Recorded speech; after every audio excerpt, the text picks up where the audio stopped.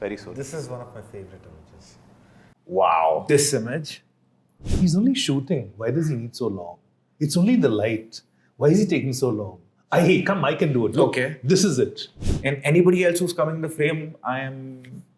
Murdering them. Yeah, not murdering them, but verbally almost murdering them. There was this film, Tare Zameen Par, and you see how roughly I society... was declared dyslexic before Tare Zameen Par released, and even 10 years before that film was released. Okay. So I didn't get to know I was dyslexic before. During that film, much before I knew. Okay. Sorry, yeah. No, that's I have to clarify. All my friends say, Tare Zameen Par? Yeah, no, it's fair because... I'm your father for a moment and I'm going to come and say, Beta, आपको जिंदगी में क्या करना है? And you are going to tell me, मुझे सिर्फ और सिर्फ hotels का photo लेना है. You start with a blank canvas, that means you start with zero. Okay. While creating an image or in a video, you start with 100 things and then you start isolating things in your frame. So what happens during that isolation is your vision coming to life. Or what was the first time you made real money out of photography?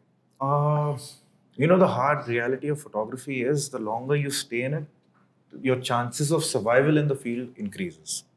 And you picked architecture because? In a very simplest form to put in, if you like to shoot nature, just put a building in front and someone will pay for the damn building.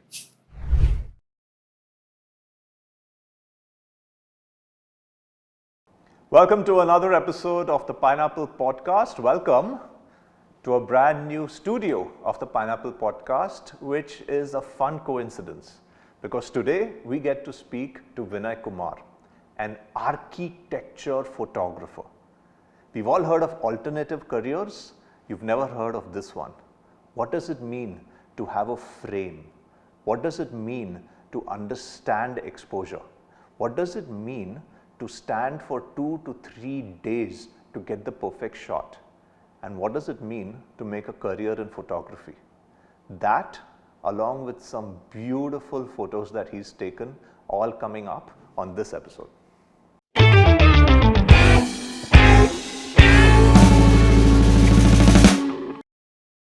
Welcome to another episode of the Pineapple Podcast. We are back and we started this entire podcasting journey because me and Mario are a couple of idiots and we love to bring people on who make us less of idiots.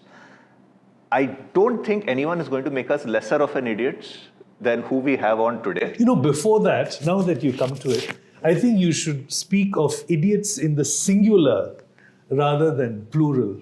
Don't you think? So am I surrounded by 2 idiots? Sorry. I have no idea what just happened, but okay, we'll leave it at that. Let me introduce all of you to Mr. Vinay Kumar, who is an architecture, but today only hotel photographer. Yes? That's right. Only hotel photographer, but let's start with this. I'm your father for a moment, and I'm going to come and say, Beta, आपको जिंदगी में क्या करना है? And you are going to tell me, मुझे सिर्फ और सिर्फ hotels का photo लेना है. First of all, my father never said, "Beta, आपको जिंदगी में क्या करना है?" He was like, "जो करना है कर ले, but survive first." Well, off camera, you mentioned that all of your family are actually doctors and engineers, most of them. So how did this come about? How did you even start this idea that I want to be a photographer? Okay, it starts same old boring story. Please indulge us. We'd love to hear it. So when I was 10, I was sent off to a boarding school for being not so kind child. Where? This is a place called Sayadri. It's based on about 100 acres of forest. It's on top of a hill and overlooks the Bhima River. So there's a dam and there's a river flowing. You know the picture perfect drawing, or you can think of river flowing, the mountains, and there's a sunset happening. And they made us for every day 15 minutes from 5th standard to 10th standard, that means almost 6 years. They made us watch the sunset and they called it Astajal. So at the start it was damn boring. Yeah. You would just watch the sunset, you're like, okay, the sun is coming, okay, it's set. Can we go now? But as you start growing a little bit older, you started realizing what the colors are forming in the sky, where the sun is setting depending on the season, how's the evening light compared to the morning light. These are just things which start, stay at the back of your head. And somewhere from there, I got into shooting nature. Because, trust me, you can watch sunsets and sunsets, but sometimes you want to capture it as well. No, it's strange. I mean, were you the only one who took photography away from that whole experience? I mean, I'm just curious. What did this matter to anybody else in your batch? Not really. I think from my school, I was the only photographer. Others were chasing girls or just chucking stones at each other and making them laugh. And it was a silent time, so any noise made you could get you into trouble. But my takeaway was that okay, let's put a camera and then let's see what happens. What age did you get your first camera? I must have been 10 years old. And who gave it to you? My dad. So, beta kya karna hai? I mean, he was the one who actually gave me a camera. My mom said, okay, why don't you just... This is like those flash cameras, those Kodaks with Not very well really. He actually gave me a full-grown DSLR. Oh, at the age of 10? Yes. And I didn't know what was a tripod, so I could literally just keep it on a rock and I would take a picture. And... how expensive were DSLRs? When you were 10, I'm guessing were they even in India at the time? You had to yes, import of course. I was 10 when I was 19 in 1995. So, for a middle class family to give you a DSLR was fairly expensive. I think it cost them 12,000 something. So, did your father notice some photography talent in you? Not really. I just walked up to him and said, I just want a camera. I want to capture something. And he directly got you a DSLR? It took me about a year to convince him. Yeah, probably. Wow. So he probably saw it as you have a very, you have a hobby and this has consumed you, so he gave it to you. I mean, you go back to your parents after a year and bug them. And so, what was the first ever picture you took before the DSLR? I mean, did you show something to your dad that nothing? I just said I want a camera. I want to capture something beautiful, and it looks really nice. And I took him to the spot where we sit and finish our Astachal and. He was like, okay, I'll get you a camera. Then I'll say, okay, Papa, where's my camera? Where's my camera? Where's my camera? And then it took a little while till he actually gave me one. Unfortunately, our school had a defunct black and white lab. And since it was a boarding school, so to send the rolls from the school to a city with 70 kilometers, and that's not possible. So the only option was you could shoot a black and white lab, but there was a defunct black and white lab, so I didn't know how to operate a black and white lab. Okay. So you landed up shooting, and then you're like, okay, I got something, but how do I see it? DSLR also was with a roll. SLR. D stands for digital. So you had an SLR camera. I had an SLR. The good old film cameras. Digital cameras, probably they were invented in, I think, 1999. There was the first DSLR which came in the market for Wimbledon, and it shot some 2 or 4 megapixel and which could Wi-Fi and upload the images instantly on the website. Oh, that came in 1999. Wow. Okay. Commercial ones. They have been around before also. But the commercial ones, Nikon, it was called the D1. But to start with, I had an SLR which shot only film. So first, the hurdle was clear that, okay, I have my camera after 1 year. I'm shooting. After shooting, you have your roll, and I'm looking at the roll and I said, okay, this is a black and white roll. What do I do next? I want to take one step back. So nowadays, it's so easy. You take a camera. Oh, I've taken a bad photo. Okay, let me do it again. Yeah. You're using a roll. Yes. You had no idea if you've taken a bad or a good picture. Yes. So the first time you had a roll, how many pictures do you take? In a roll, you could get 36 images. Did you take all 36 immediately? Of course. The first time you took that sunset? Not all 36 images immediately, because for the simple reason I knew that this is one roll. I have 36 frames and I have 4 months to go. So I'm like, think before you shoot. How expensive was the roll? If you remember. It would cost around 120 rupees in 1990. That's a lot of money. Okay. So we used to call them negatives, right? Yeah. Negatives. I remember. Yeah. In fact, I still have some of those negatives. I was I opening actually my call cupboard you a negative a lot. I was opening the cupboard the other day and I found quite a few of these negatives. And people don't. If I have some old negatives today, will I find somebody who will be able to develop them, or is that either gone? There are a few labs. Not labs as per se, but there Photography are a few labs, they call people them. who would develop your black and white negatives. Oh, black and white. Color is also a different ball game. Then there is transparency is also comes into picture. I mean, as kids, have you guys seen slides? They would put something which was transparent and it looked like a film. Yes. And they would put in the slider and then press the next button and the next slide will come. Yes. Those were called transparencies or TPs. Okay. Yeah. So TPs were a different ball game, but you started off with a black and white negative, and next hurdle was how do I process it? How do I develop it? So did you learn to develop it, or you? So at 10, I'm guessing you just gave it to someone. No. You learned at 10? I learned at 13 how to develop it. So I had to go through multiple roles. Because it was a defunct lab. I have to now go back. So this is something that you're born with, that you have to be a photographer. This is a bug that's taken you over, that I have to be a photographer. The bug for photography came from, okay, I have a role, I have the images, how do I develop it and how do I see it? So in that, there was a lot of trial and error, because there are chemical processes involved and there are exposure processes involved in terms of shooting. And you were learning this at 13? Between 10 to 13. Who's teaching you? No one. How are you learning? There's no internet. So there is no internet. There is a lab. But there are chemicals. In the back of the chemicals, there are written instructions. This is unbelievable. Yeah, because I've seen people do this in films, not in real life, right? You need to be in this kind of dark room when it's unintended, and if light even comes in a bit, I mean, the whole thing goes, completely overexposed. So, were there any trial and errors you did where you for 3 years I was you just trying blew up the whole thing? Now you're not going to get those snaps back. It's not, these are chemicals. You won't blow up anything. No, but it was safe enough to keep your hands inside them. So, those mad scientist experiments where you say everything's going to blow up? Not really. Everything can be destroyed. Yes, that's a possibility. But the destroying part would be limited to your rolls or to your black and white paper, which you print on. So you're learning all by yourself for 3 years to learn how to develop your own pictures from photographs that you yourself are taking. That's right. Wow. Okay. And you figure it out by the time you're 13. This is how I do it. Yes. So at 13, or just when I was shy of turning 14, I did land up taking a group photograph of all the people in school. So like a class photograph, not a group photograph. So like class 4, class 5, class 6, so on and so forth. You shot them, then you developed them, and then you sold them. And that money what school collected, and I said, okay, now upgrade my equipment. Now what? Upgrade the school equipment. Okay. Wow.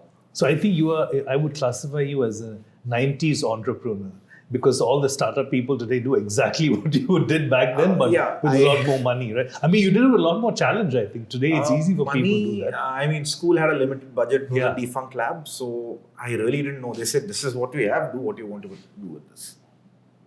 So when do you, that was the first time you made money off photography?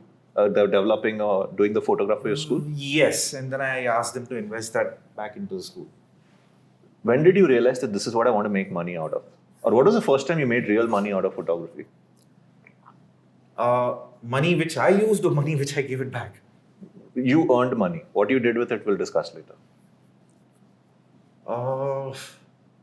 Maybe when I was 20. Okay. 19 maybe. And are you in college at this time? I was in a photo school. Photo school, okay. Yeah. And out there, all the theories started to come into place. But you already had an experience of 6-7 years of doing all this black and white without a proper step 1, step 2, step 3, step 4. Correct. You figured out, okay, step 1 is better than follow step 2. Now there was someone who's putting it all together in theory. Where is this photo school? This was Shari Academy. I think it's still there.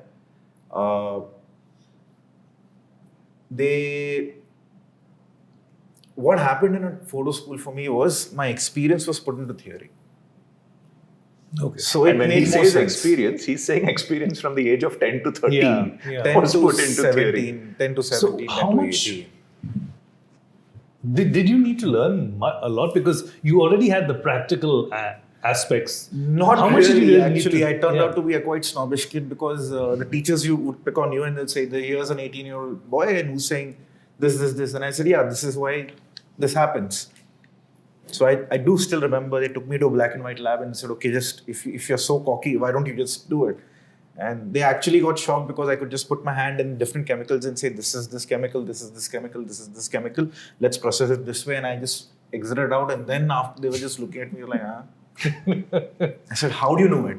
I said, trial and experience, sir. Ho jata hai. And that's the time they were shocked. And after that, they actually started taking me seriously. But before that, they were just, because all my classmates were from 24 to 28, maybe 30-year-olds. And I was an 18-year-old walking in and they said, sir, this is wrong. I've tried it this way, but it didn't work. And I used to get weird reactions and they were like, shut up, you're just a kid, just sit down. This photo school, your batchmates who passed out of it, are you in touch with them? Yes. Are they also continuing photographers now? The hard reality of photography is the longer you stay in it, your chances of survival in the field increases. Okay. You have Pratik, you have Nikhil, who are there in the background at the moment. They're also from a photo school and even they'll watch out for that, it's a sad truth that, more than 50% of the students will drop out of photography for various reasons. Could be family, could not be making it or mark into it. The longer you stay in this field, the more chances of you to grow in it. So there is no hard and fast rule that if you enter a photo school, that a batch of say 30 will be photographers. So I have a question here. So photography, since you're on the topic, right? Is it more of a science or is it more of an art? Because in school, right? In school, you I'm guessing you probably learned the technical detail of it. But where does the artistic element, like what you mentioned, when you looked at the sun, when you look at the sunset, right? You saw the way the colors. I mean, it's how you perceive what is beauty, right? I don't know whether you can really teach that. Right? See, it's as simple. Everybody has an artistic side in it. If I give you a small exercise right now, I can show it to you that you're inbuilt, you have an artistic side. Can you? Let's see. I'll require a drawing board or something. Do we have a pen and paper or a drawing board? Oh, we'll get that arranged. Okay. But I'll come to that part now. Photography is technical, but once you are done with the technical side of it, there is not much to it. Pratik, if you actually give me my iPad, I can use my iPad pen and it's in my bag. So, in terms of technicality, there is not much to it. You can just keep on adding more layers on top of it to make it more complex, but the basics always remains the same. Once you have mastered your basics, you can always keep on layering it up. Let's just to put in a very simple example, you got multiple cameras out here. You must have probably started with one camera and you said, okay, you know what? I have a requirement for a second camera, but the principles for having multiple camera remains the same. Only the complexities have been added more to it, right? Operation principle is still the same. So similarly with photography, once you have got the hang, I won't say master it, even if you get the hang of the basics or the technicalities of it, your artistic side will come out. There's no one's going to stop you because there is a time when a student will rely, or when a budding professional or anyone who's starting with photography will rely on technical aspects of the field to get creative output. Okay. In the sense, if I have a slow shutter speed, I don't know if it's making sense. I can try to give a different spin to it. Suppose if I have a slow shutter speed and a man is running through it, it will come out as a blur. Yeah. Okay. So that blur effect is because of a slow shutter speed. That's come out. That creative aspect has come out from a technical aspect. But okay. It's okay. It mixes. It mixes, yeah. So in the start, is yours? Okay. In the start, what will happen is when you guys it's in my bag. Start learning the technical aspects of photography, you will often relate to saying that how can I use this technical aspect to get something creative out? Yeah, so that's the key, because, and I want to talk about that a little later, because nowadays that angle is quite accelerated with all the changes which are happening, all the new AI tools which are around there, right? So that changes things quite a bit. Does it? Okay, now But this before is a that, very specific question. before that, let's do this exercise you were talking about to see creativity. Because here's the thing. I mean, and you said everybody's got their own artistic sense. That's what you said, right? We've all got our own inbuilt artistics. What should I do? Okay, if I describe a scenery to you, Okay. I just want you to draw it Okay. randomly. Okay. And I have done this exercise with all my students, and you start off fresh, Yep. and let's say there's a river which flows through a mountain. The mountain's a snow cap, and at the base of the river there is a boat. Next to it there's a ground where people are playing football, cricket, whatever sport you choose, and there's a house behind that, and the sun is setting. That's the oldest thing that we draw, right? The mountains with the sun. Okay. I mean, it's as generic. Have I given you specific, draw this first, draw that first? There's Not a lot really, of right? detail there. Let's see how you pack that in. Or there could be no details at all. He may forget that. Should be fine.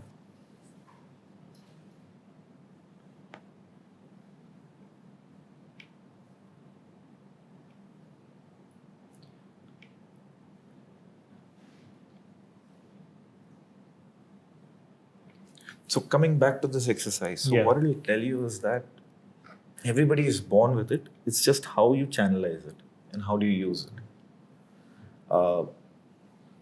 I've given Krishna a generic scenery, right? Yeah. It's his own interpretation. You do it, you will come with a different. Yeah, I'll come with it. In fact, I already have an inbuilt.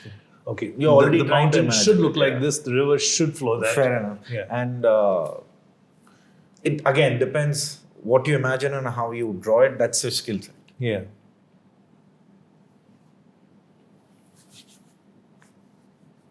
I mean, it's really bad, but Worldly painting for the people. Okay, fair enough. He. Even my editors are laughing. Okay, but clearly I don't have an artistic side. What was your maximum but- grade in drawing in college? C or D?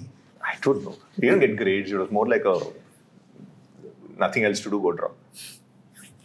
Okay, what was the first portion you draw? The mountains, the river, there's a boat sailing, and two people are. I forgot to draw football, but yeah. But that's. Do you realize the first thing what you've drawn is something known as a horizon line, which is splitting the image, Oh, the top and the bottom. This is subconscious. Nobody has told you that. That's the technical aspect of it. huh. The closer they are away, the further away they are from the mountain, you have made them very big. But the house is closer to the mountain, so you have made it much more smaller. Oh, It's very simple, right?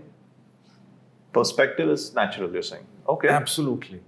Everybody has it. It's just your skill set. How do you land a pudding? And actually, I would have done the same thing. I would have drawn the mountains first and the river, and then added the details. See, these things are so naturally inbuilt Yeah. into us that you don't realize it because it's there around you all the time. If you ever thought, how many times have you seen a sunset and how many times have you seen how the sky color changes? Yeah. And there is a specific way it changes, there is a specific way the colors are formed.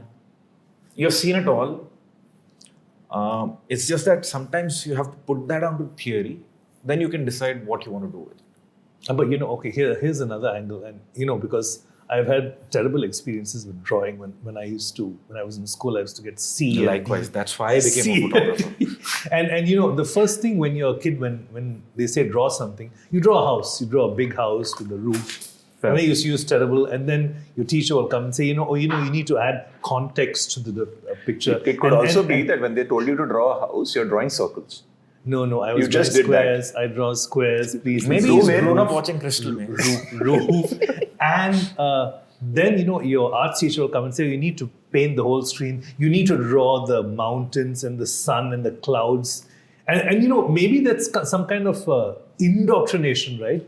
Because initially I start drawing something basic, but then they're the ones who tell you how it's drawn. And so that becomes what's sunk in. Okay, it should start like this because psychologically, that's how I... See, that's the difference between photography and actually drawing or painting. You know, in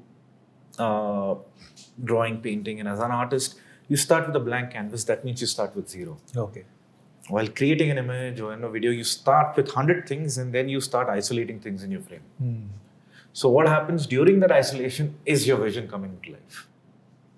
That's why some people like it, some people don't like it. I mean, some people would love it if they go from scratch. Some people say, okay, this is what I have. Okay, I don't want this, I don't want this. I mean, I could see Pratik, you guys are settling up your background, right? Saying that I don't want this, let's put this, move in, move out. So, sounds like you fell in love with sunrises, sunsets. Yes. You enjoyed taking pictures of nature. You made me draw nature just now. Yeah. Walk me through how you suddenly switched to architecture. Okay. Reason is simple. How many of you guys can shoot nature and make a living out of it? I have no idea.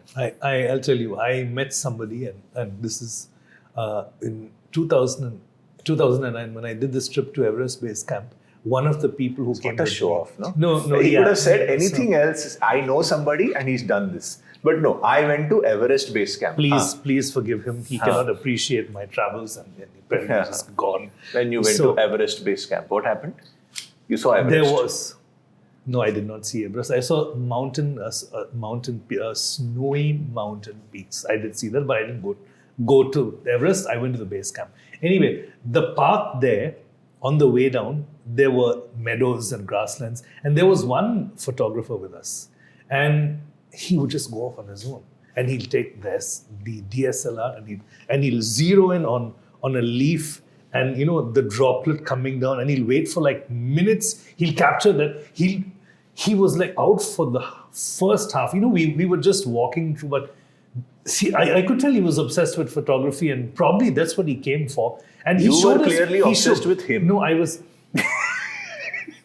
No, I kind of understand that part. I was obsessed with what he was doing and not drinking along with us, because that was what he was doing. But the photos were really amazing. I mean, they were first grade, and back then there was, of course, he didn't put them online. He had them on his digital cam, but it's stunning. It's almost like what you see. What was his Absolutely, question? How many people made money off nature? No, I completely agree. I absolutely.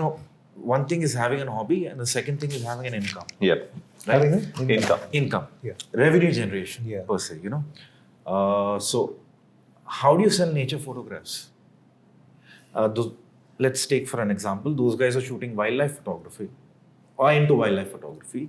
They must have shot leopards, tigers, Yeah. whatever flora and fauna you can find around. Do you think they're professional photographers by profession or by choice? Or that's the first line of work? I think, and I would my like to opinion- believe Not it really, is, but not really. yeah, They're it's not actually that. more into research. Oh. And their photography is helping in their research, and photography, tiger photos or lion photos Yeah. or whatever other animals you can think of, that becomes the side income. But technically, they are research scholars. Yeah. It And makes you picked sense. architecture because? In a very simplest form to put in, if you like to shoot nature, just put a building in front and someone will pay for the damn building. Wait, so It's how did as you get simple this as idea that, okay, are you one of the few people who did this when you started, or were there a lot of people and you got inspired by someone? See, in terms of architecture photography, in this also you have subcategories. You have hotels, you have architects. You shoot for architects as per se. Okay, let's start with the architects. If suppose somebody has designed this space, Yeah. it's a private space. So if you're an architect and I'm a client, I'll say, hey, Krishna, you know what? I want to see your project. Will it be possible to enter? You have designed his home. Will it be possible for me to enter anytime his home and check everything? Correct. Fair. He might say, listen, dude, it's invasion of privacy. Don't come to my home. You can bring it once, but you can't keep doing it again and again. So how do you document it? So that's when you call an architecture photographer. What's the difference between an architecture photographer and a normal photographer? Okay. One of the major differences would be business side or the creative side? Both. Both. Okay. So the creative side is that whoever's shooting architecture photography will be mainly constructed to indoors or shooting the structure itself. Okay. Okay, so that's when he has to learn the basics of, what is perspective, what is lighting. Now, lighting is a very common term used. Think about it. We are sitting in a studio, we have lights around us, which is illuminating us. Yes. This is for us. But what happens if I have to light up the entire space? Okay. So, what is your main light that time? Okay. It becomes the sunlight, right? Yeah. Because tell me which home says that, I don't want any sunlight inside. All the homes, wherever you land up looking, unless there's a specific room like a home theater or something, most of them will have natural sunlight coming in. Sunlight coming in, So it's your understanding as an architecture photographer shooting for an architect to understand where the light is coming in and what's the context he wants to, what's the content he wants. On the other hand, when you look at the creative side, you would say that, okay, let's move the furniture a little bit, let's use a throw, let's use some flowers, let's beautify the place. This might be the most creative photo I have seen. I know it's just your wallpaper, you've not even opened to show us the portfolio. But this photo that I'm looking at, I can't stop looking at it. Since you mentioned sunset, I'm now realizing that there's this purple on top of the building as well. Yes, it's the subtlety which counts. It is such a well-taken picture. Please walk me through this picture first. So this is basically nothing but a teapool. At the end of the teapool, when the water is supposed to overflow, we have put a camera out there and taken a picture, taken an image. So there's no AI in this. There is no editing in this. This is nothing. Absolutely no. Editing is there in terms of color colors. grading and all you've done. Yes, you can say that. Okay. See, what happens is you have different makes of cameras, and different makes of cameras will give you different color results. Yeah. So photography is not only part of capturing it; it's also getting to the end result. And between that end result, you have to edit it. Okay. And that's where your color sense will come in. Yeah. Now, this color sense for me has come from watching those sunsets. So all those things, what you learned in the past, you start applying it. Methods might change, terminologies might change. They'll say, okay, let's use a RGB profile, let's use a sRGB profile, let's use a red profile. Red, green, blue. Red, green. Yeah. And sRGB is? It's used mainly for internet, where the colors are a little bit more compressed. Okay. Basically, think of, think of if you have 12 set of crayons. Basically, you'll have 12 colors. So that means your scope of coloring is limited to the crayon you have. Yeah. Then once you outgrow that, you go to a 24 set of crayons. Yes. No, but these 12 set of crayons, if you mix the colors, you can produce a wider range, right? I mean, isn't it better if I have a 24 set? Yeah. Isn't it better if I go to a 64 set? Yeah. Isn't it better from there if I move on to a watercolor? Yeah. Isn't it better if from watercolor I move on to oil-based? Oil-based. Yeah. So effectively, what are you doing? You can still mix it. Yeah, but you're adding more gradients to it. Yeah. You're adding more. You're expanding its range. Let's just say that.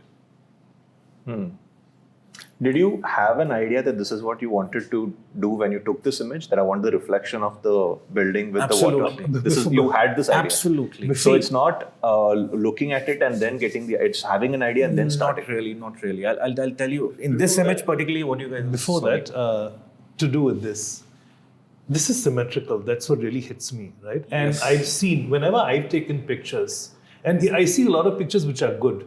If you're standing in a mountain over the lake, the reflection of the mountain below on the lake, right? Yeah. Those are pictures which really stand out. And I don't know, is that intuition? Is it something which we humans like? If something is reflected by a watering surface, it's so good. I asked the question. No, you didn't. I asked it in a different way. So he asked basically how do you take care of reflections? Yeah. How do you take care of reflections? Yeah. Specific to this image, I can tell you that the closer you're to the water, the more reflection you'll see. Okay. Now, when you're talking about mountains, rivers, and reflection, you don't get to see reflections unless you're at the base of the river. Yeah. If you're taking it from another mountain and there's a river below, then you'll only see the reflection of the sky, which will make the river blue. And a lot of tourist places where there are rivers, they always place the spot where you can take the holiday pic at the point where Bali. where the mountain and the river come, so they get that reflection. Yes, and there's another problem with reflections, especially. A reflection is generated when the water is still. Yep. Yeah, river is moving water, so getting a reflection out yeah. is a problem. So if you can notice in this image, there are filtration points. It's a swimming pool at the end of the day, so they will run the filter. So at the time of shooting, I had to say that, you know what, before half an hour or maybe 45 minutes, I would say that, you know, shut off your filters. So the water remains calm. Okay. This is a beautiful. As soon as I saw this wallpaper, I thought it was part of the Apple ecosystem, and then I was corrected that no, this is actually your image. No, and just goes to show. We have captured this image about 2 weeks, 3-4 weeks ago. I don't know. Beautiful. I cannot stop looking at this. So now that brings me into showing you have. I'm pretty sure you have a lot more photos to show us. But this is a resort and spa. This is a resort and spa outskirts of Bombay. I was told off camera that I have to ask you that there's a story about this image. Story is very simple. First, we actually took a test frame of this. It came out pretty nice. Only thing, the timing was off. The second thing what happened was our champion Pratik, off screen, he decided that he wanted to test out his new tripod and new gear. So which kind of changed the position of the camera. We didn't realize it. Everything went smoothly. Only to realize our reflection has gone off toss. And unfortunately, his brand new tripod had to dunk it in water for past 3 hours. We came back to our room. We compared the test frame and we compared the original one, and we were like, test looks better. So again, we had to reshoot this again 24 hours later. So when you're reshooting, aren't you worried about the colors on the top and the sky? A good thing, at least, outside Bombay when the pollution levels are low, so you can roughly predict what kind of colors are going to come out. Wow, okay. And there is what we call a golden hour, what we call a civil hour, what we call the blue hour. So this is a transition between golden and so blue just hour. for everyone, so what is golden hour, what is blue hour, what is civil hour? Okay, somewhere just when the sun is about to set down, in the evening it will give you a kind of an orange light. Twilight. No. Twilight is afterwards. Oh, okay. Then once the sun sets down, everything becomes slightly grayish. And once it sets down completely, it becomes kind of before the night sky becomes completely Black. dark or black, assuming there's no city light pollution, there will be a hint of blue which comes in, which is what you see on screen. Oh, this is blue light. This is blue light. This is blue hour. Blue hour. They call it an hour, but it only lasts for 5-10 minutes. Wow. And it's only for sunset, not sunrise. Sunrise also. Sunrise it's the same also. thing. Same the logic is simple. Only the timings are reversed. Got it. Awesome. So what happens in this is timing is at the most critical for us. Coming back to your own question, saying that what are architecture photography? So one is for architects, the second one is for hotels. So in architect photography, I mean, you're restricted in terms of, you have day to maybe 3 days to complete the entire site, in which you'll end up shooting anywhere between 20 to 30 or maybe 40 images, depending on what kind of a deal you have cracked with your client. Hotel photography, on the other hand, we have generated, for the last project, 60 images, and we would have probably taken close to 18 to 20 days. If you don't mind me asking, how does the billing work for this? Are you paid per image? Are you paid for an entire project? Are you paid for one fantastic image? Or is it like a cover? Okay, I'll keep it very short. I'll just say I'm paid per image. Per image. That's it. And okay. So this is amazing because you said, give me the statistic. How many days did you take for how many images? This flew by. 60 images, about 20 days. 60 images, 20 days, which means That's about 3 images a day. Yes. So, in your own language, am I looking at somebody who's crouched, sitting, looking at a big pussycat in the zoo, trying to find the angle at which to take that striped cat? if I'm a wildlife photographer? Is it something like that? You're Something waiting like that. for Something the like right that. moment, the right... In this case, waiting for the right light. Yeah. What happens is, in a studio, what happens is right now we're sitting here. Let's just say we took a break and we decided, let's change the background. We go to another section of a studio. What will happen? You guys can just simply move the lights. Yeah. Get your exposure, whatever things you have to settle. Within, I can assure you, within 45 minutes, we can change the setup. 1 hour, 2 hours. Okay. But you can the predict, consistency will be there. Forget the time aspect. We can change the setup. The consistency will be there. It's not going to take you more than 4 hours. Okay. If it's taking more than 4 hours, sack you guys. So talk to me about this. But in architecture, In what architecture, happens is, because- I have only one son. Okay. Please it don't give us moves a surprise now. It moves through a certain path. Oh, Certain- nice. okay. So what happens is that my timing has to be critical. Okay. Sorry, I just Because made a if I really bad miss joke. that... I thought you said I have only one son and you looked at Pratik. Now I realize it's Surya. Surya Devta. Ah. So if I miss that critical time where I want to take that image, Okay.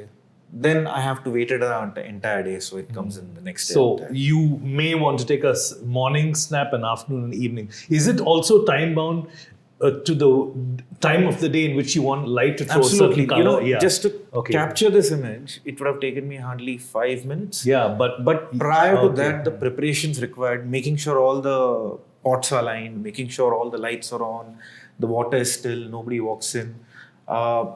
There was one image we were shooting for, I'll come across that. I'll tell you the story. Okay, let me tell you the story when I came across that. How one pigeon ruined an image, which took me 6 months later to do it. Show us that image if you can. Let's go to that now. That's the reason I was telling Pratik that I don't want to do a separate segment of your images. When a story comes to mind, let's just go and have a look at it. I'm guessing you're insanely well organized with your images. That you know which You ones have were. to be. You have to be, right? You have to be. So, This is we beautiful. just which This is hotel is beautiful. this? I We mean, just skip it. how did you even get the idea that you need to leave that much space from the swimming pool to take the photo? This is perfect. I would have never thought of this. I would have gone up close Okay, and for taken the something photo. like this image, it's taken me 3 days of prep work to get it right. Can you walk us through prep work? What does it look like? See, now you see, this is a hotel, Taj Palace, New Delhi. This is a hotel which is taken, you can imagine, rooms facing me Yeah. in excess of 200. That means I want all the 200 room lights on, Yep. but it's a running hotel. So that means I can't have all the lights on Sorry, why do you need the room lights on when it's daytime? because we were doing a night image also. Achha. And in daytime, what will happen is then it will start to look black. Oh, got it. Okay. Okay. Yes. Okay, so you're shooting a 5-star property. You don't want the rooms to be looking black inside. So you have to balance it out in such a way that the sun doesn't overpower the inside. So timing is very critical. Just to get that timing right, it took me 3 days. So a lot of 2 time- days, sorry. A lot of, in my opinion, a lot of it is playing a waiting game, right? I mean, you're ready, but the conditions are not right. Correct. And now the conditions are right. I have to take a snap. If I lose this moment, I'll have to. Then again, 24 hours later, you have to come back to it. Now, in this case, setting up the image wasn't a problem. But once you do a test frame, then you start realizing, okay, you know what? Let's do this frame tomorrow, but one particular light is not on, one particular light is not on. Then they'll say there's a guest there, so we can't switch it on. Then we say, okay, tomorrow we have a check-in somewhere on this area. So you have to make a logistical arrangement in such a way that some parts can be photoshopped, some parts you cannot have it photoshopped. So you say, you'll from outside you'll point saying that, can you leave these 3 rooms empty? Can you leave these 3 rooms empty? And so on and so forth. Yeah. So you can decide which particular rooms can be left empty and then maybe Photoshop it. Because there will be some curtains which are drawn. So again, when this image comes up, you already have in your mind that this is the kind of photo I want to take for this hotel? Or do you walk Yes. around and... No, first we of course walk Walk around. around. Sorry. And I say, okay, this is a good angle. Now this is the prime image for them. It makes a big difference for them because this becomes their hero image. So how do you explain to the people who want you to take a photo of your vision without actually getting the photo done? Are you drawing it? Are you showing them an image? Not really. over a period of time, you develop a reputation and they trust your vision. Trust on reputation. They trust your vision. There have been some clients who have just literally, the big bosses have walked in and says, make my property look beautiful.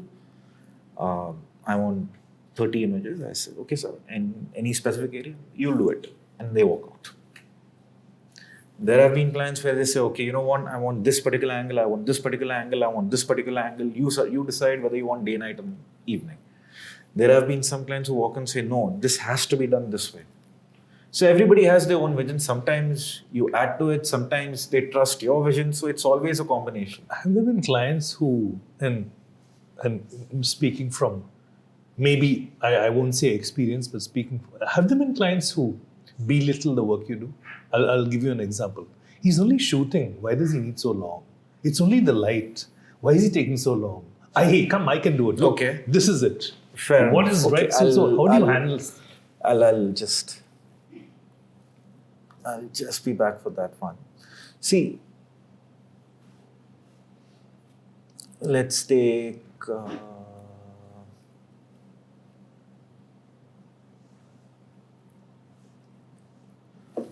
let's just take this for an example. Same image, I guess.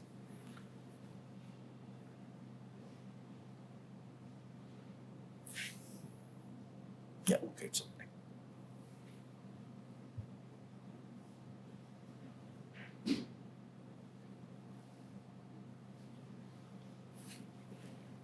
See, it's very simple. When I walk into a shoot, a client has already seen my portfolio. Okay. So he knows that what I'm capable of pulling off.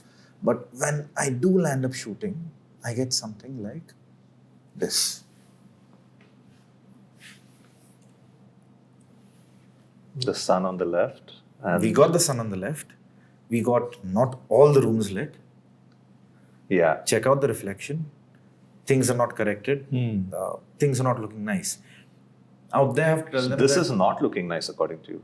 The sun No. is there, right? it's I not actually- finished. Okay. Wow. I was not able to tell. I thought this looked really nice. This wasn't finished. I mean, the colors are not. Okay. Could you do me a favor? Okay. This is finished. Wow. Okay. So, do you realize there's a difference out here Yes. in terms of the lights not being on? Yeah. You look at the pool, there have not been. Could you go back? I didn't see the pool. Just show me again. See, look at the pool. All the lights reflections are not proper. Yep. Now we have gone and painted them. Wow. Okay. That is very cool. So out here you can see we have painted them. Now this image I've particularly, these are all painted. Do you realize this area on the reflection and this area on the reflection are different? Yeah. I have left it just to show my client that, you know what, there's a mistake. Final one, it's not there. But this is just to show that, you know what, okay, this is the kind of digital work we do. Work you do, yeah, which is... So this area is patched up, this area is not. This area is patched up, this area is not. Out here, they have been painted.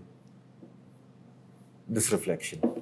So what happens is you have an end result in your mind. You get an image in which you'll end up capturing something like this. You know it's beautiful, but it's not finished. Does it feel like a high-end property out here? You can see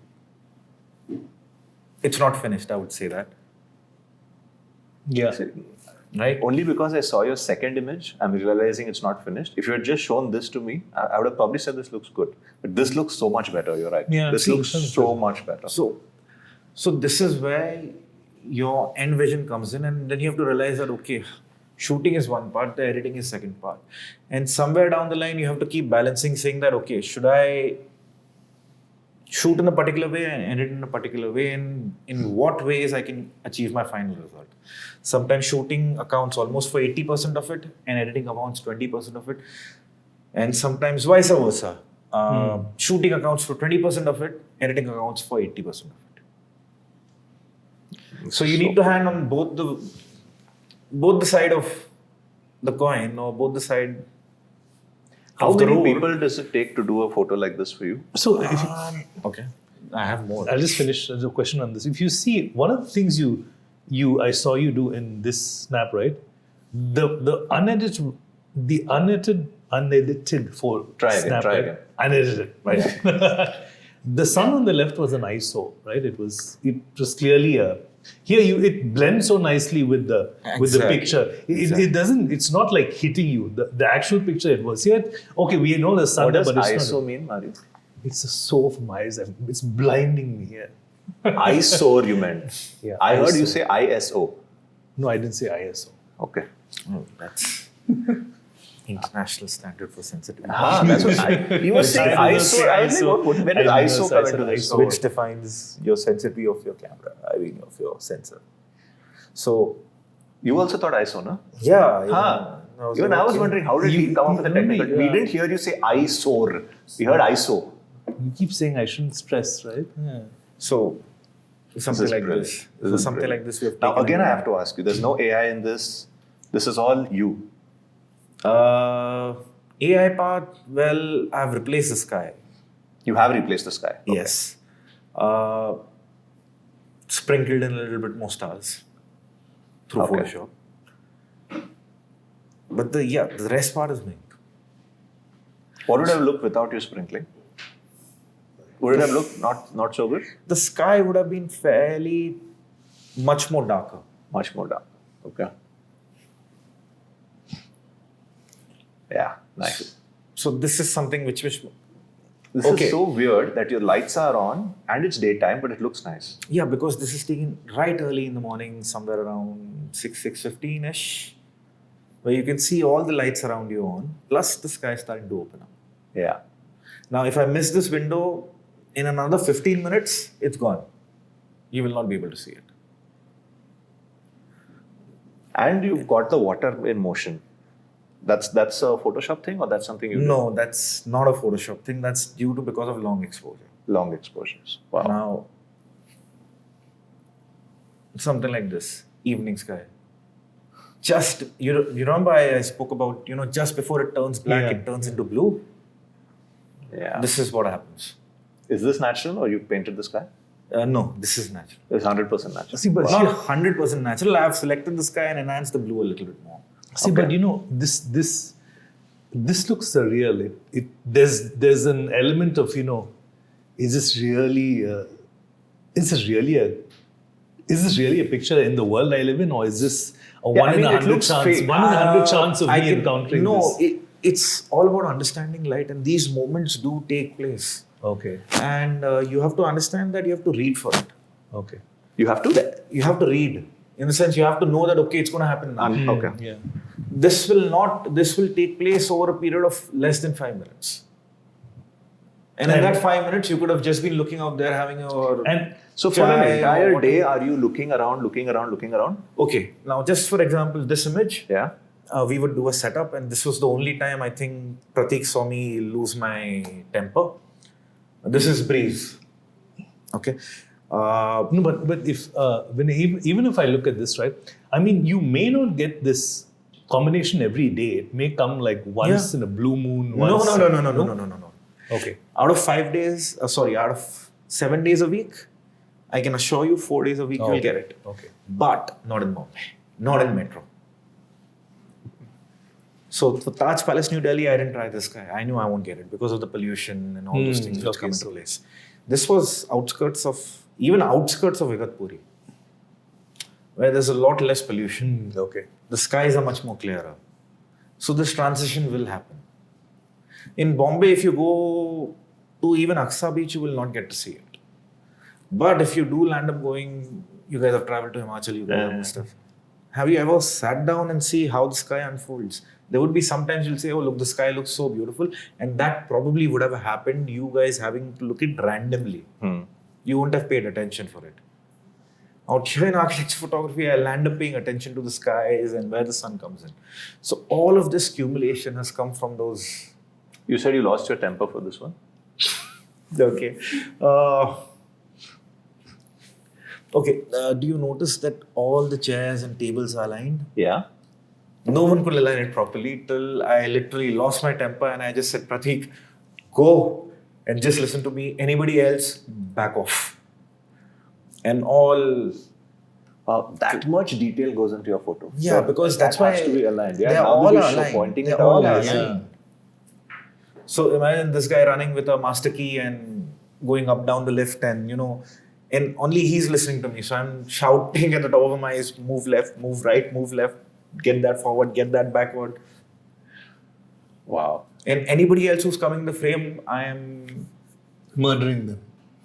Yeah, not murdering them, but verbally almost murdering them. Wow. Because you don't want to lose this light. And at the time of taking this image, he's somewhere inside the hotel. He's somewhere inside the structure. I said, don't move and make sure nobody else moves. This much for one picture. So the setup for this probably would have started around 3:34 and we must have completed it by 6:30, 6:45-ish. Now, once the light is right, I don't look at the timing. That's why you must have heard my MacBook say, it's 11 o'clock, it's 6 o'clock, it's 5 o'clock. This keeps me a track of time saying that, okay, I'm approaching my shoot very nearby. You start setting everything in order. Because from your pool tables to anything which is looking off in the frame, which is in your control, you have to keep at it. This is beautiful. I mean, wow. This image. Okay, this I might have be the best one. I have a different version of this image. The same property, I've shot a little bit from the right-hand side. What happened was, we wanted the building reflection. You remember we talked about to get the reflection, you have to be closer to the water. Yeah. Right. The swimming pool filtration should have been switched off. So the water remains still. Yeah.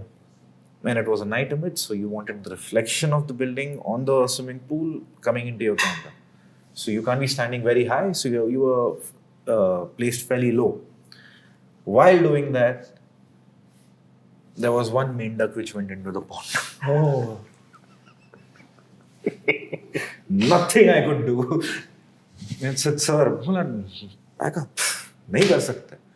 Because for them to remove the main duck, they'll get one of those long handles with the scooper, how they remove the leaves from the pool and all. The full water will start. They had to literally get him out and then pull him out, and by the time they threw it, and the ripples calmed down. The sun This was a hotel. This was a 5-star hotel pool. What was a duck doing in a 5-star? Main duck, frog. Main duck. Oh, the Frog. Bhagwan. I heard duck. I'm like, what is a duck doing in the pool? See, you had your ISO moment. I had my main duck. It's I swear to God. Okay. duck. No, how much of this image is photoshopped? In terms of Photoshop, I have managed the colors. In terms of Photoshop, I have managed to clean the flow. Okay. But everything else. Because there will be some stray leaf which will flow into the picture. See, I'll tell you, this looks, as soon as you put up the image, I fell in love with it. I'm like, beautiful image. But now when I'm continuing to look at it, I'm suddenly realizing, if I'm someone who's looking to stay at this hotel, I'll be like, yaar, ye to paid photography. I don't know if the hotel really looks like this. I mean, it is so good that I almost believe that, yaar, it can't be real. No, but I think it looks, because I've seen the sky that color before, and actually I like that color. I like this color. On this one, I got lucky. Otherwise, if I haven't gotten this sky, this was just pre-monsoon. So next day it rained. I said, okay, now I can't do it in monsoon time. That's how I got the sky. So this, the image for the night image for this, we started in May. This image was taken start of June or July maybe. The next day rain came in hard. Then the next image we could take for the main facade where I could see the reflection of the building in the pool happened 6 months later or 5 months later when the rain subsided. So again, you are paid per image. Yes. So is it on you? How much time it takes you to make that image? Yes. It's on you. Yes. Wow. Okay. At least in architecture, I eliminate the possibility of time so clients find it much more easier saying that, since I'm charging you per image, if this image is not done, I'm not charging you for it. So it's not that I only opt in for one image they call me. They call me for a whole set of images, out of which one or two may not fall in place. Do it. You can do it in the second round. So how do you market your images? I'll tell you where I'm coming from. Copyrighted. Most images would be. Right? Yeah, because in the good old days of photo studios, right? When I go with my negatives to when I take my camera to a store, ask them to develop it, you go to this photo studio and on the table you'll see all these images what they've done before on the walls. The best pictures are put there, and you look there. And so in today's world, I mean, how do you get your own stuff out? Is it online or do you? There are two ways to go about it. One is through LinkedIn. Okay. The second is word of mouth. Word of Or mouth. appear on the Pineapple podcast. Or be here with you guys.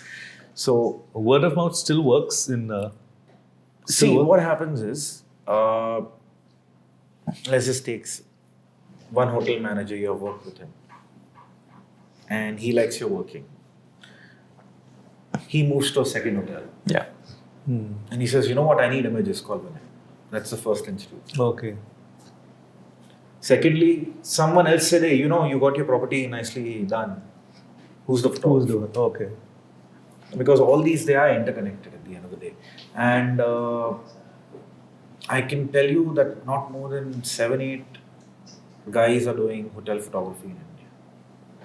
Because it requires scale, it requires patience, it requires you to understand what the standards for the hotel would be.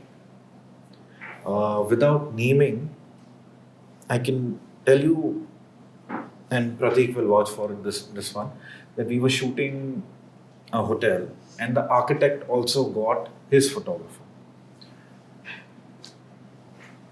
You could see the difference when you're shooting for a hotel and when the architect is asked to shoot. Reason being in terms of how you lay out your plates, how you set your bed, what kind of flower arrangements you do.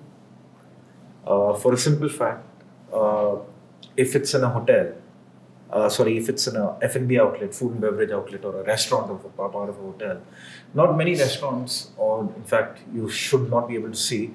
Inside the restaurants, you will not see flower arrangements, especially on the table. Okay. Have you noticed? On the table, no. On the table, no. On the table, no. But lobby, yes. Lobby, yes. Lobby is still fine. But inside the restaurant, you will not see flower arrangements. You will not see one flower pot with a rose or whatever. Why? Never thought of it, but now that you mention it, yes, I've not noticed. I'm going into a 5-star restaurant. I could have a Poland energy. Oh, I could be allergic to Poland, okay. And there are a lot of people who are sensitive to asthma or whatever. I will refuse to enter that place. We are looking at this particular image with some fantastic colors. And while we were looking at it off camera, I got revealed a health secret about you. Apparently, you're dyslexic.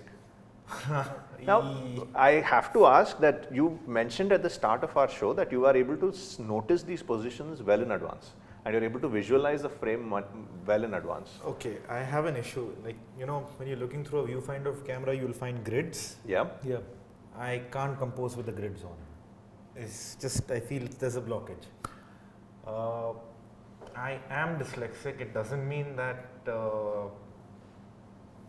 I can't perform normal day-to-day tasks. That's the best part. So, and you were diagnosed early.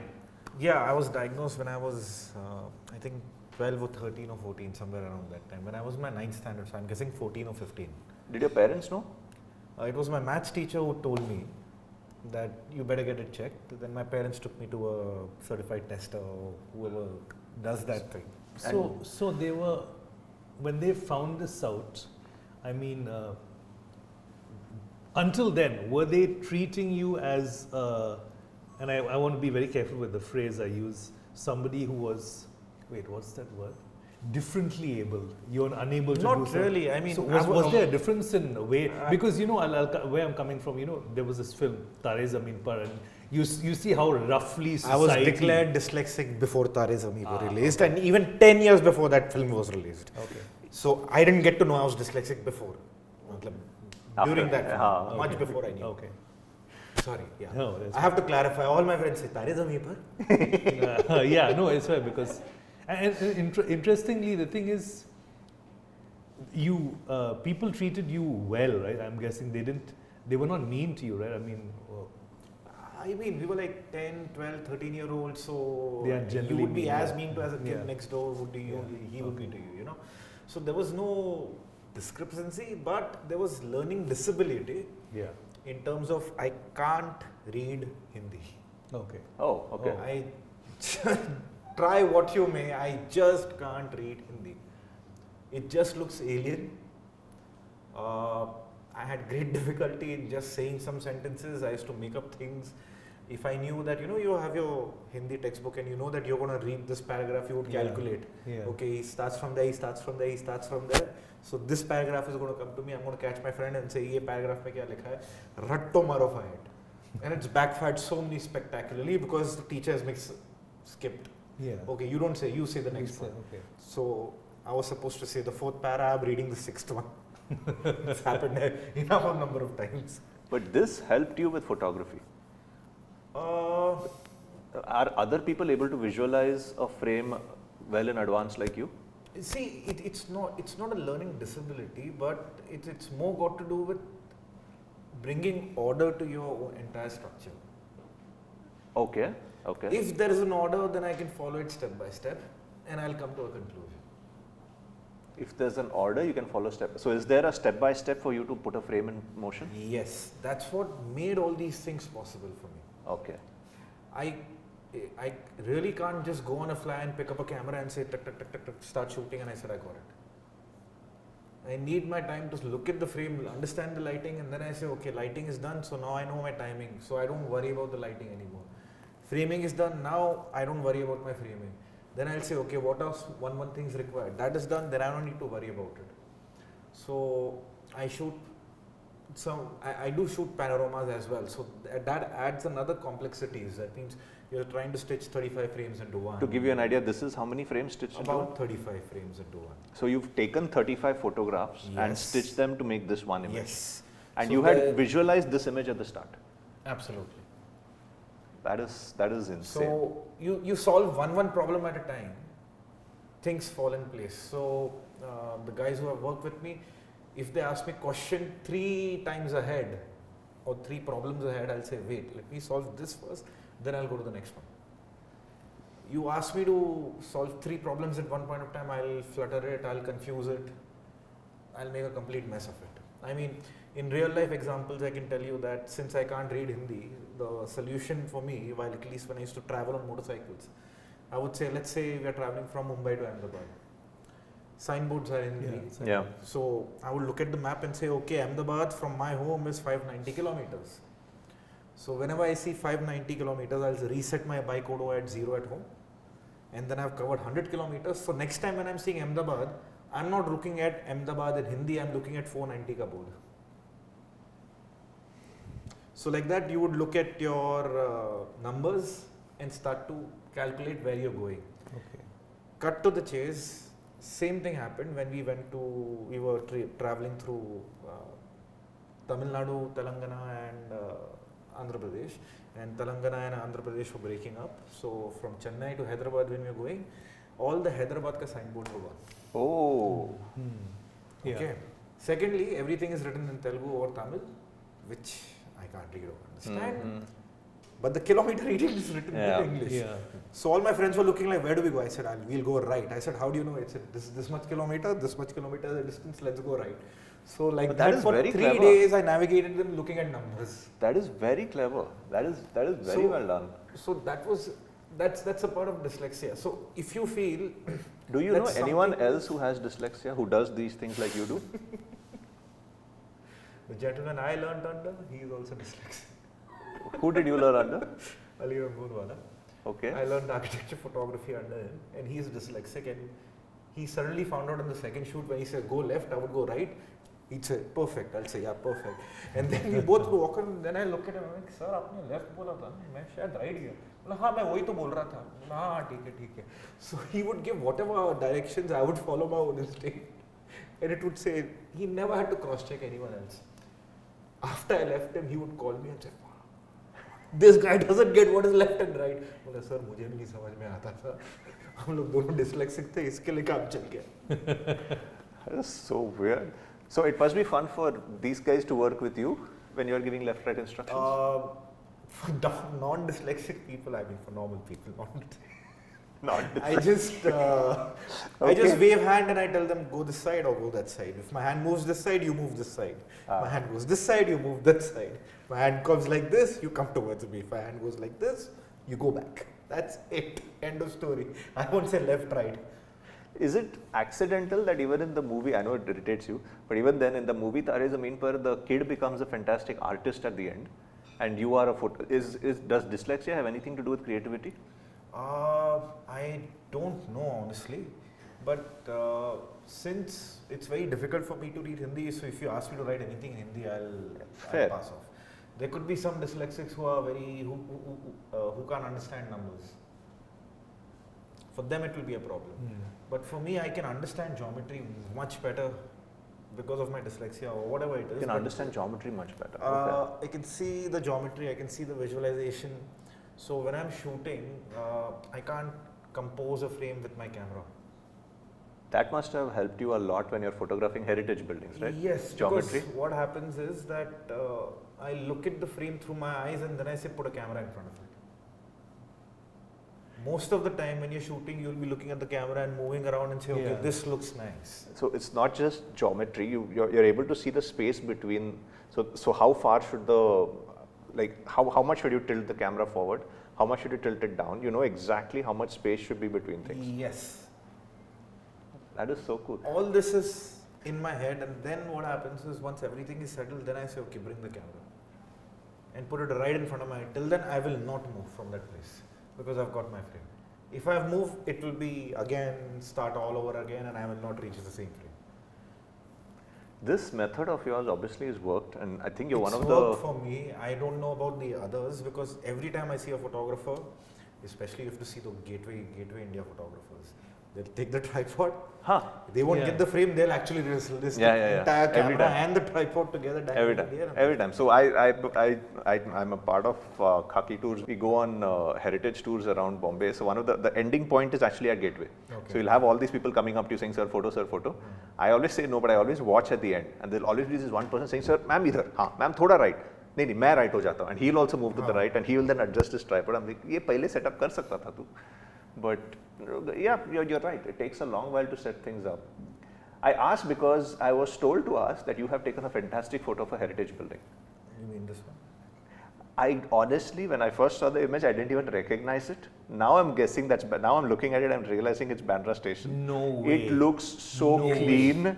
It looks so well lit up. The sky looks very different than anything I've ever seen. There are no people around. There has to be a story about this. What happened here? I'm sorry, that is Bandra station? That is Bandra station, the western line. If I can zoom in. Oh. This is the Bandra suburban local station, not the Bandra terminus. The western line has they're trying to make sure that all of the heritage buildings on the western line get photographed. So even Churchgate station is going to get. This is an image taken for Western Railways, and this was submitted to UNESCO as a World Heritage Site. So now, technically, in this place, even if you have to puncture a key, you need a nail, through the wall, you need UNESCO's permission. It's a grade 1, not even a grade 2. This is a grade 1 heritage site. Yeah. So what about all those mochis who sit inside and so how did this photo come about? There has to be a story. How does everyone get cleared out? Simple. You have 40 policemen working with you. Who commissioned this photograph? Western Railways. Had they made sure that the entire Bandra station was empty? See, what happens is when the Chief of Western Railway walks in. This is a night photo, day photo? So the night is not artificial here? Nope. Wow. And so our sky was actually that clean? Yes. That is so cool. This was taken during the end of second phase of pandemic. Okay. Now it makes sense. Yeah, they had open locals, they had open all these things. But what happens is, I literally parked my car right in front of the ticket counter. And if those guys who know where Bandra station is, if you get your car on the ticket counter, they'll call you Salman Khan. Sorry, no offense. But the station was completely emptied. There was police people running around and asking people to move here, there, wherever, so we can take this image. That is actually very interesting. So during COVID, That would have been a good time to take a lot of photos. A lot of architecture work but would have hold been on. done. It's the first 3 months of COVID when the entire city No, I'm was talking empty. 21. Second phase. Second phase almost ending, so somewhere around. Remember those beautiful drone shots someone Yeah, took of Bombay? but that wasn't too long because people were walking. For the first 3 months, it was completely No, this is silence on the taken in road. the second half. Second half. Even of second half, it was around mostly June, deserted. July, Yeah, August mostly. maybe. So, did you do a lot of work during COVID? Not really. Not really, no? Not really. Oh, this was the only one? This was the only one I got a chance. I mean, you need government permissions for this here. Private work, they will not even allow you to pass at one point of time. This is a very beautiful photo. So- I can't imagine this is Bandra Station. It's. In fact, now I feel like, dude, this is what Bandra Station can look like if we make a little bit of effort. I mean, it is like this. I have no doubt about it. It's just that, well, I've never noticed that railing on the left looking so clean. I've never noticed these buildings look so white. Have you ever done any walks near this, Krishna? Have you ever done Not walks? Bandra, but now I feel like we should. Not Bandra Station. We do have a walk you in know, Bandra, because but of the population or maybe because of the hustle bustle of the local train, you don't realize how beautiful this Bandra station looks from outside. And you will not get this view because half the time these autos will be parked in yes, front, yes. picking up passengers and Yes. moving and rolling and so on and so forth. It's So to fantastic. get this everything clear, I have literally- never noticed this promenade before. This looks so beautiful. Yeah, you can imagine. I jumped at the choice when I said, "You want to shoot Bandra Station?" I said, "Yes, of course." Did you get to go inside and shoot? Yes. You have shots of inside? Not here. Not here. Fair But enough. I can share it with you sometime later. But I have taken off the platforms. I'm standing in the middle of the railway track and taking an image of. This is an award-winning photo by in its own right. But I have been told you have won a very, very, very important award on another photo. Oh, what is this? That These is- are some hotels. what is that in the background? That's the moon. No, not That rock, I The think. rock. That's a mountain. That's a mountain. Oh, it's a rock, right? It's like what? This is near Sambeni Himal Station. That's Okay. a rock behind. Okay. This is just a rock face behind. This is so pretty. Then So literally when you say you have a frame in mind, you're not joking. This is a beautiful frame. yeah. So. So you this standing here and saying, bring the camera, I know where I want it. Yes. In fact, in this one, we had to stand on top of a bolero to just take the Oh. picture. This is beautiful. There's no other way I can explain. Framing is mine, but the image has been the actual someone who pressed the shutter button is Pratik. The Good reason job, is because Mr. Borgate. This is one of your better works for sure. I mean, which one is it? He's probably wondering which photo it is. Saj. Yeah. You already I pressed. couldn't stand on that bolero because I was 100 kgs and it would just go through the roof. So he was standing on the bolero for this. Yes. So for people who have not met Pratik, you should actually go back to episode 13. Pratik actually makes an appearance. He's sitting right here and we discuss a few things. That is Pratik. He is well known for his size and that is why he was able to stand on a bolero and take this particular picture. I think you mean height. Continue. Yeah. This is so beautiful. Again, that blue I was talking Yeah, about. blue are perfect. Same thing. So this was blue hour in the morning, this was blue hour in the evening. Yeah, this. The I tiles see are what the- you mean about the symmetry now. Now that you mention Yeah. it, now I've noticed that these three chairs are arranged in that symmetry in the corner. Yeah, that's I wouldn't just have a part noticed of it. otherwise. Yeah, like out here, if you can notice that this guest didn't cooperate. So like, okay, fair enough. Now only because you pointed it out, I noticed. Yeah. Otherwise, I wouldn't have noticed. This is beautiful. This was again early in the morning for a resort. The thing is, most of these images, right? So, how would someone like me who uses AI a lot, how would I not be able to generate this using AI? See, first of all, it's the prompt. Second of all, think about the ticket size. So someone who has invested quite a multiple crores in this property, do you think he will settle for an AI image or he'll say, okay, let me actually get a picture of it? Ticket size. So Ticket he size may- matters, right? He may, yeah. So he may get a picture of it, a good picture, and he may use AI to Enhance like, it, edit, yeah. enhance it, right? Yeah. But here's the thing: I'm using AI to do it. I don't know whether AI will be able to get this detail because even the pictures you generate with AI, from one glance it looks awesome, but when you magnify and you look at the finer Yeah, details, it's you'll not see a there. lot of blurred. In fact, you'll see a lot a lot of crap out there which is not real. See, but it's it only a looks matter good. of time till they can generate a high resolution Yeah. image. But the point is very simple. I mean, okay, let's just forget a resort which cost about anywhere between 50 to 200 to 1000 CR to make, whatever the scale might be. If you land up going and buying a house, would you prefer an AI generated image or an actual photograph on the site? No, how would someone not know that this is not AI generated? Because this looks so perfect the way you framed it, that the first thought in my head is it might be AI generated. Is there a way someone can look See, at an image and as know of it's now, not? at least the hotels, or even for the architect for that matter of fact, they haven't shifted to AI. Because if you look at an image or if you look at photography as a profession, it says that whatever camera captures, it's correct. Right? You cannot, that's why you have documentation, right? Will you believe, and even if you say if it's an AI, and if they say even AI takes over architecture photography or per se for hotels or for architects, are you willing to spend your hard-earned money to buy a flat looking at an AI picture? Probably not. It's very hard. But see, when the ticket size becomes bigger, you would rather see the actual thing in person. AI might just say that, okay, why don't you come over here and have a look?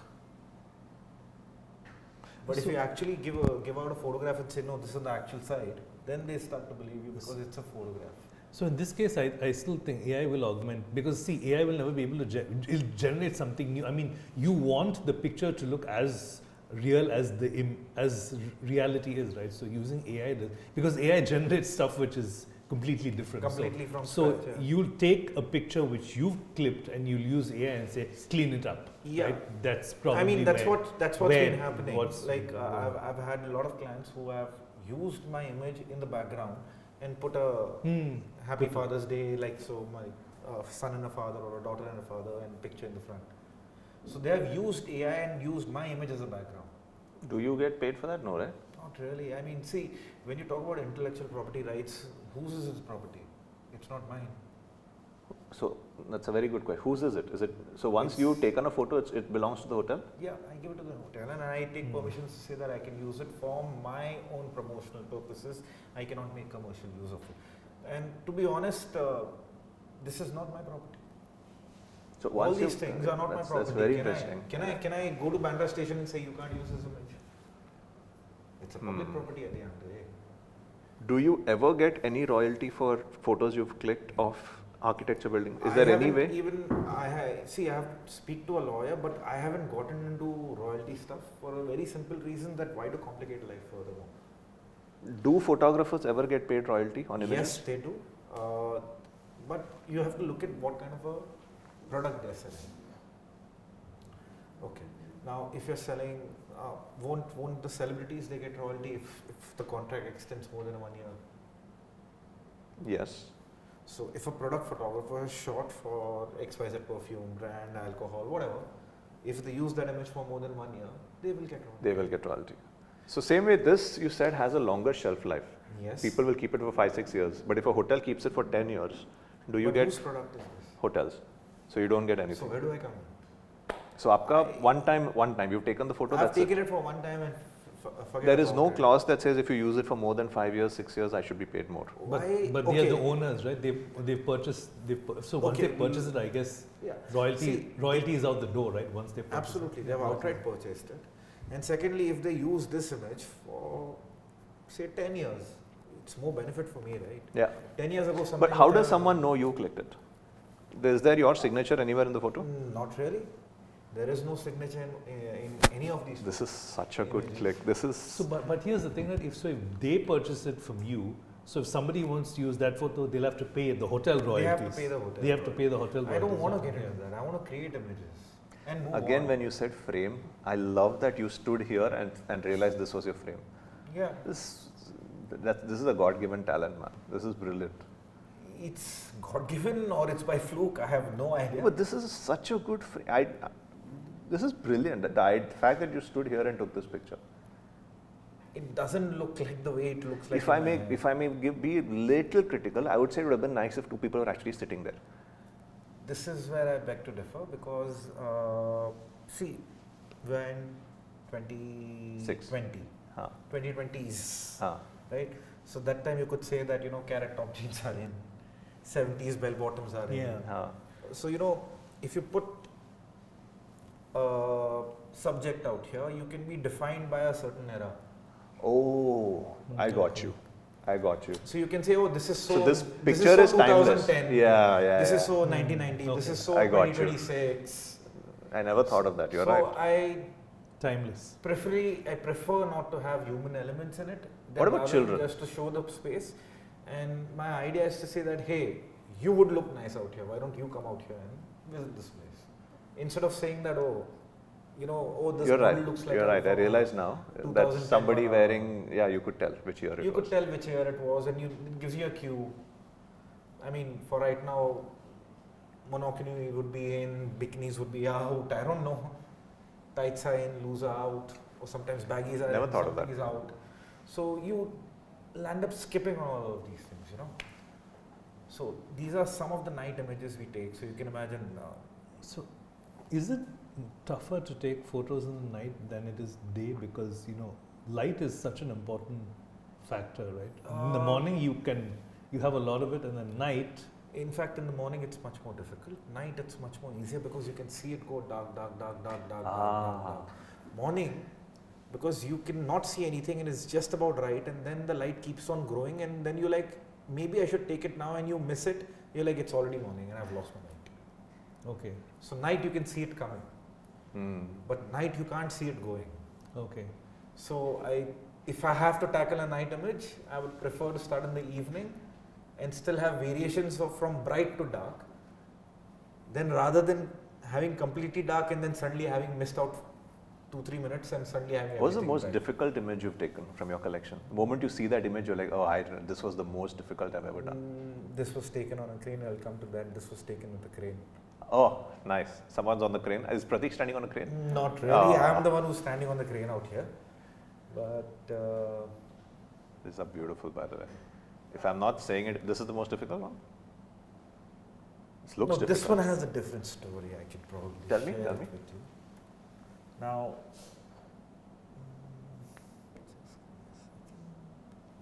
As soon as I said the most difficult shot, I don't know if you guys heard, Pratik started laughing. So I'm going to ask him off camera what he thinks is the most difficult shot. Or if you want to just whisper it to me, I'll ask him.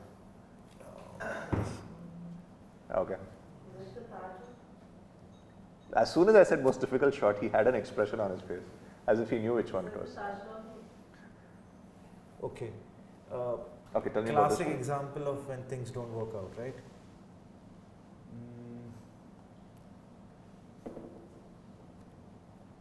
So this is the final image, right? Now, this is how it was actually shot, actually captured. Sorry.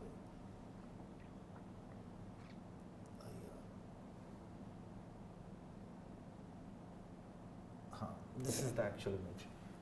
Wow. So, in the start we had said that sometimes it's 80% actual shooting Actual shooting. and 20% 20% editing. Yeah. Now, I was here on this property for maybe over 10 days or maybe more, I don't know. I just could not find the valley to be cleared.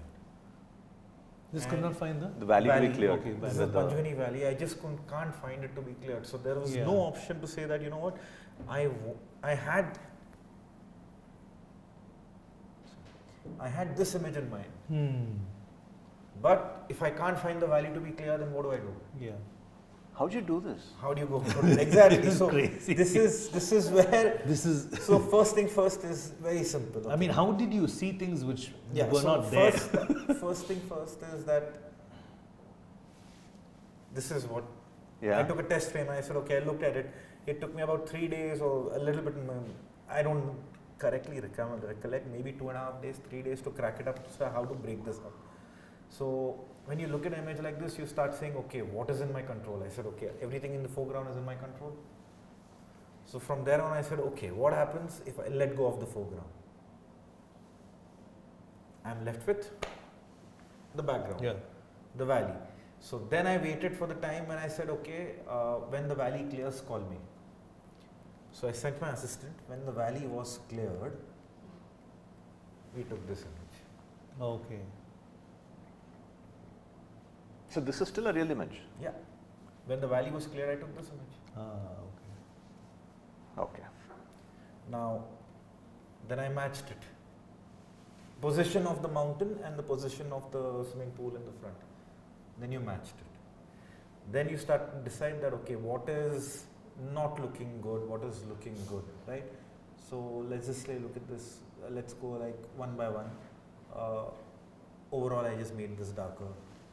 Now this is done through multiple options of pen parts or selections. Then you worked on your guardrails, one thing at a time. Cliff flow, the property's name, planters. Wow. Okay, just watching this picture come alive is such an experience right now. How to. So then you start thinking that, okay, how do I make it into a night image? So slowly everything starts to fall in place. One thing at a time you start to, and then little bit of final corrections over here. And then this looks majestic. This really looks majestic. This, what you just did, might have been my favorite point of this podcast so far. Because I saw this image, I thought you clicked it, and now you went step by step to show me how you arrived at it. Which areas you want to tackle and how much you want to tackle. That was brilliant. And this is purely based on how dark or what's the kind of color you're looking at. When you are visualizing, are you visualizing color as well? Yes, I am, because those 6 years, it all comes back to that. And you know, everything comes back to those 6 years, which I thought was such a useless thing to do. But when I look back at it, and I said, I just wish I had more time looking at the sun like that, at least in a place like that. So, you know, here's the thing, and I'm going to fly off a comment Krishna made. Now, this as looks opposed to beautiful, which I normally don't. This looks beautiful, but then, you know, I picture somebody who comes to this hotel, they walk up and say, okay, now where's the path this photo was taken? And then they're like, oh, it doesn't even look like that. For that reason, we have a morning image. Dude, look at that. That is For epic. that reason, we have a morning image. Okay, nice. So, yeah, there is always a take you take as a photographer, and there's always a take where you say that, okay, if the guest complains, show him this. Okay, wow. Solves both the problems, right? This is my artistic take, or this is my way of showing, you know, how beautiful this place, it looks beautiful in the night also, and I'll show you a morning image also, which equally looks stunning by itself. Observation, a lot of your snaps, since they are with hotels, always have pools or a water body around. I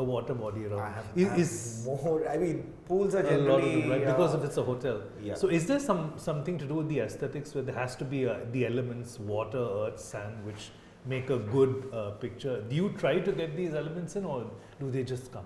I would say. I'm guessing he's a hotel photographer, right? Most hotels have pools. They will be having pool, and most of the activities would be in and around pool, at least for the guest when they want to relax. Unless they have specifically some other activities. This was the pool I had mentioned. This is the same as the wallpaper? Same building? Yes. Wow, looks so different. We were literally standing on this ledge, which is, I can barely put 2 feet together. I had to stand like this. Okay, just alt tab, because I want the viewers to see your wallpaper and this image. It's the same image. Yeah, that's the image on your wallpaper, and that's the image we just saw. Wow. Okay, that is way too cool. That is way too cool. Now, you remember you asking me that how do you get the reflection? See, the yeah. more up I've gone. Yeah, it doesn't really. Yeah, now it's pretty clear. So the closer you are to the water, the more reflection you'll get to see.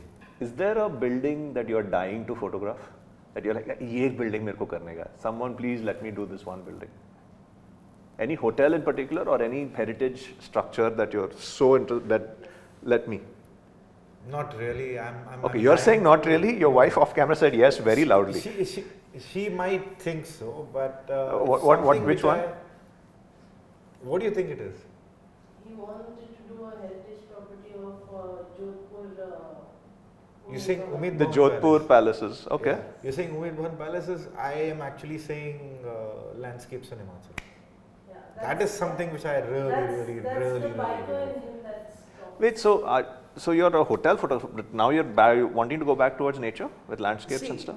You have to understand this is a profession, that's a hobby. So okay. Although both of them are photography, that's a hobby, this is a profession. Like I said, I left to shoot nature, put a building in front of it, it starts to pay the bill. Remove the building in front of it, it becomes a hobby for me. You are maybe the first person I've met in my life who has genuinely made their hobby their career and is still following their hobby. It's usually people who make a hobby their career and their career becomes it. You tell Sachin Tendulkar to play cricket, he's playing cricket, that's what he's making money on. But now that he's retired, he just goes and plays cricket for fun now. You're doing both at the same time. Yeah. That is so cool, man. I'm very jealous of you. That makes life easier also. I mean, that's where you learn from and that's how you apply it on field. That's where it all comes down to. So these are some drone images. Drone images? Yeah. I think this is a good point for us to end with this particular discussion, Vinay. I mean, I will end by saying I'm very jealous of you because I don't think I was blessed enough to find my hobby and calling. No, I think you're not blessed enough to get a view like that. Did you see that drone view? I don't think I've seen that. I'm going to get a drone license soon. Very soon. This is one of my favorite images. This is like 55 images Dude, stitched that into is one. epic. Say, how many? 55 images stitched into one. Is it that? Yeah. So this is such an epic image. Everyone in the background knew what image we were talking about as soon as my mouth went open. Has to be a story. There's a story here. Tell us. There is no story, just hard work. Outright hard work. How did you manage? Let's end with this one. Tell us the story. Basically, you take 11 images on the top and 5 images by the bottom. So 11 into 5, 55 images. And it's taken me about 4 days of editing. And You edit yourself? I have an editor, but all the skills of my editor I have taught him, or he knows about it. For the simple reason is, it's very simple. If I'm not perfect, I can never tell my editor you have done it wrong or you have done it right. And over a period of time, there are some techniques which he's not there for shooting. So I know it for a fact that okay, if I edit it this way, the results are possible this way. So I can tell the editor that okay, I edit it in a very specific manner, a specific area. Having said that, the final colors and the look and feel always will be with me. This is absolutely beautiful. I was told off camera that you also won an award for a photograph at Marine Drive with an umbrella and a lady and the waves mashing. We don't have an image here, but we will include that image in the episode. In fact, look here it is right now. My editor is telling just point down. I'm like, yes, it's here right now. Have a look. Vinay, thank you so much. It was a pleasure. It was beyond a pleasure. I mean, we are going to carry these images with us back, not literally, but fantastic. I mean, if you guys want to find out more about Vinay, we'll include a link to his portfolio and his websites in the description. Are you going to pull your DSLR out of your I will pull things out later. Please ignore Mario. He is interested in pulling things out for some random reason, and that's not where I want to end this podcast. I want to end by saying that these are some fantastic images. There are so many alternate careers, and now I get to see where Pratik gets a lot of his skills. This is the person who has mentored our editor, so fantastic. Catch you on the next episode. Thank you. Thank you.